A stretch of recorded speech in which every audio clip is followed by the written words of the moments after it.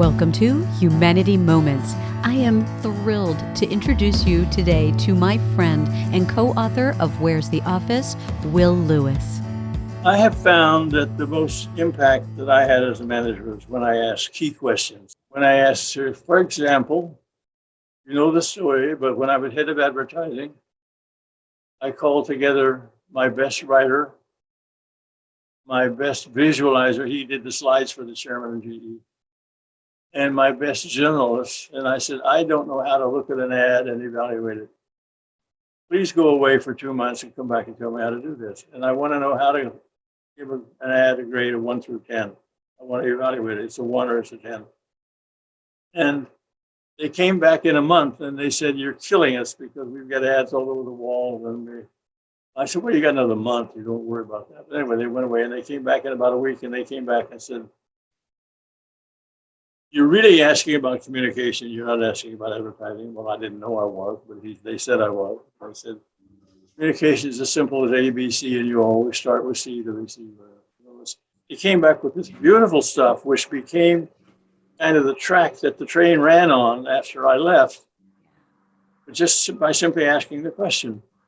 I read the other day that scientists provide answers and artists provide questions. Oh. But I love that because when you start to talk about humanity, you're in the artistic field and you're not in the scientific field.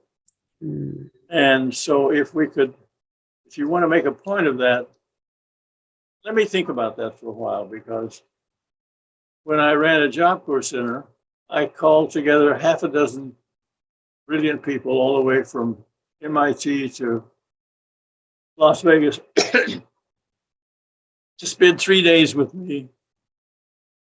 And I said, I'll run this thing, but I want you to paint the white line down the road. Okay, so they were with me Thursday, Friday, Saturday night, we were together, and the superintendent of schools from John F. Kennedy High School in Maryland, he went to the blackboard and he said, Will, you're not going to be too happy with this. This is the best I've got. So he wrote tolerance for ambiguity on the board. Mm. Well, it was helpful, but I got a better bit of guidance from a community college in Portland, Oregon. The guy said, here at this school, we have the hospital concept, which means we don't do anything to students until we thoroughly understand them. Mm. It's called the emergency room complex. Somebody wheels somebody into the emergency room. If they're pregnant, you do this. If they have a broken arm, you do this. In other words, this is a scientific answer to your question. Yeah. You know, how do you approach a student?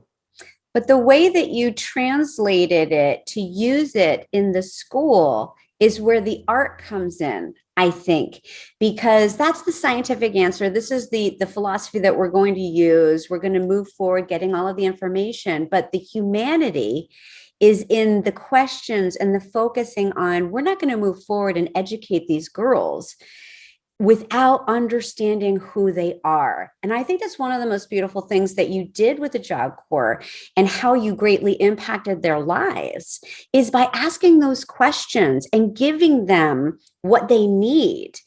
And that's the type of education that I think is so powerful. Well, if you go back to what these three guys came up with when I asked them how to evaluate an ad, they said, you really are talking about communication. Communication is as simple as A, B, C, and you always start with C. Well, that's a revelation to a lot of people. Yes. If you're going to sit down and write a letter, you really analyze the receiver before you write your letter. If you're going to meet somebody at a train station, analyze the receiver, you know, where they're going, what. The humanity part is sort of tuning into them as a human being. If you enjoyed this week's Humanity Moment, be sure to subscribe to our YouTube channel so you don't miss any episodes. You'll find the link below.